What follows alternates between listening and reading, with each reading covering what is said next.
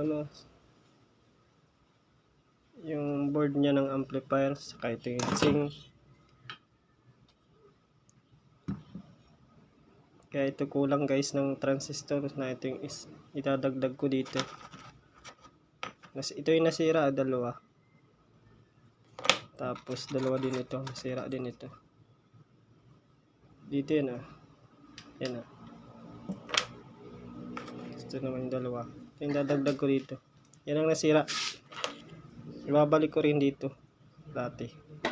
Tapos ikakabit ko na dyan sa pagkagay. Wait lang guys. Ito na guys, ibalik ko na sa kanyang heatsink. Ito na yung kompleto na ito. Yung pinalit nating transistor. Ito yata yun. Saka dito sa kabila. Dito. Dito. Pinalitan natin yan. Tapos yung ganyan. I-restore. Ayan. Okay na. Binalik na natin sa dati. Ayan. Heatsink. Saka itong power board na ito. Ibabalik na lang natin to sa kanyang casing. Station ka lang yan. Ibabalik na natin. Wait lang kayo. Ayan guys, yung power amp natin na Ace. Yan. Pansinin nyo bakit kabilaan yung channel board natin. Kasi ito yung inayos ko na nasira.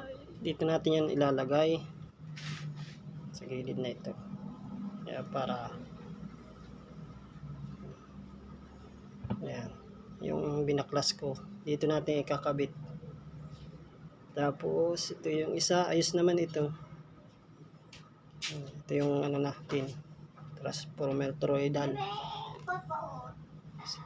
Wait lang guys, at ikakabit ko lang ito madali. Titesting natin kung gagana siya. Ito na guys yung ito na guys yung amplifier na niyari ko kanina. May pasensya na guys na ginabi. Hindi ko matukoy kanina kasi nagpo-protect dito. Dito mismo nagpo-protect. Ngayon nagawa ko na ng paraan. Tinanggal ko dito guys yung isang okay na. Kanina yung binidyo ko kanina dito isa yung binaklas ko. Binalik ko lang. Yan na.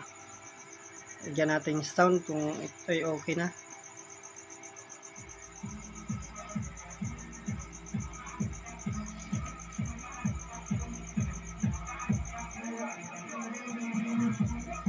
Ayan na guys. Yari din. Ito yung tumutunog.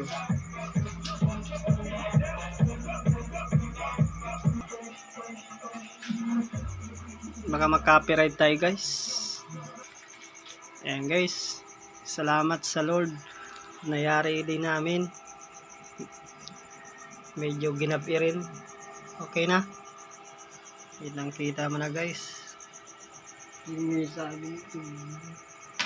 Kung gusto magpagawa sa akin ng power amp, payos, libre lang po.